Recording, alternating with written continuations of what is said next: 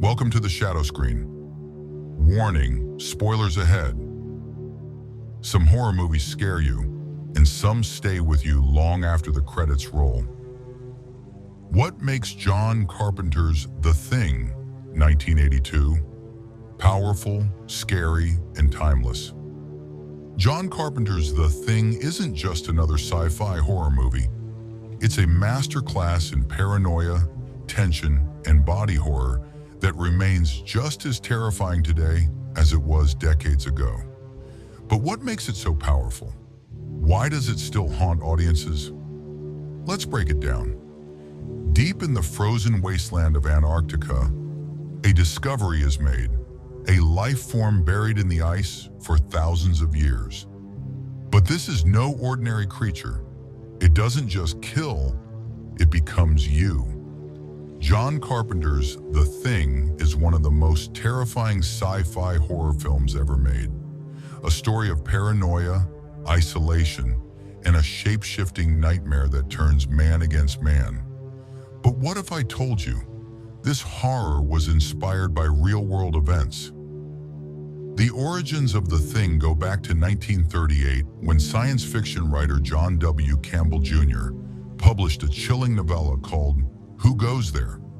It told the story of an Antarctic expedition trapped with a creature that can perfectly imitate any living being. Sound familiar? But Carpenter's film takes things even further. It plays on Cold War paranoia, the fear that an enemy could be hiding in plain sight, watching, waiting, ready to strike. And if that wasn't enough, the film's themes also echo the work of H.P. Lovecraft, particularly at the Mountains of Madness, a tale of ancient horrors buried beneath the Antarctic ice. Horrors that should never be unearthed, but now that it's awake, no one is safe. The Thing, 1982. Movie recap. A team of American researchers stationed in Antarctica make a horrifying discovery. An abandoned Norwegian outpost, burned to the ground, scattered corpses frozen in terror. And one final clue, a block of ice hollowed out from the inside. Whatever was inside is now loose. Soon they realize the impossible. This creature, whatever it is, doesn't just kill its victims. It absorbs them, it becomes them. Any one of them could be the thing, and nobody can be trusted. The best and most terrifying moments. The dog transformation scene. At first, it's just a normal sled dog, quiet, still, watching. But when night falls, the horror begins. Before their eyes, the dog's skin splits open. Tentacles burst out, its face peels back, revealing something beyond human comprehension. The other dogs howl in terror, but it's too late. The creature has already begun its gruesome process of assimilation. This is the moment the crew realizes this thing isn't from Earth, and if it reaches civilization, it will consume everything. The blood test scene, paranoia at its peak. They can't trust each other. They don't even know if they can trust themselves.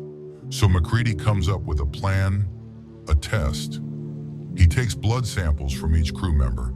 Then he heats a wire red hot and dips it into the blood. Why?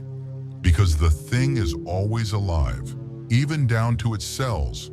And the moment the hot wire touches infected blood, it screams, it moves, and suddenly all hell breaks loose.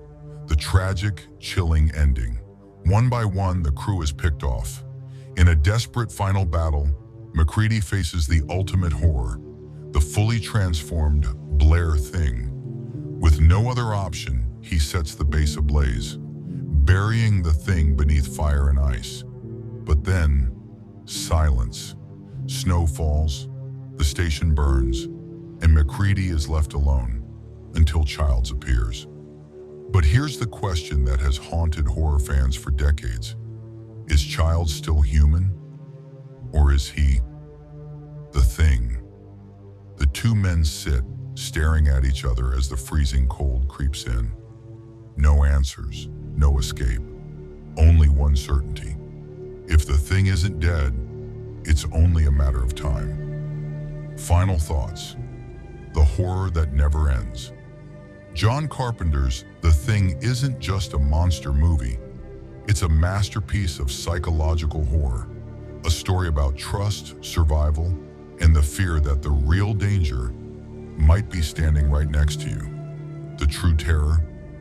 Even as the credits roll, you're still left wondering, did humanity win? Or is the thing still out there, hiding, waiting, ready to strike again? What do you think? Did Child survive? Was he still human? Or was he already the thing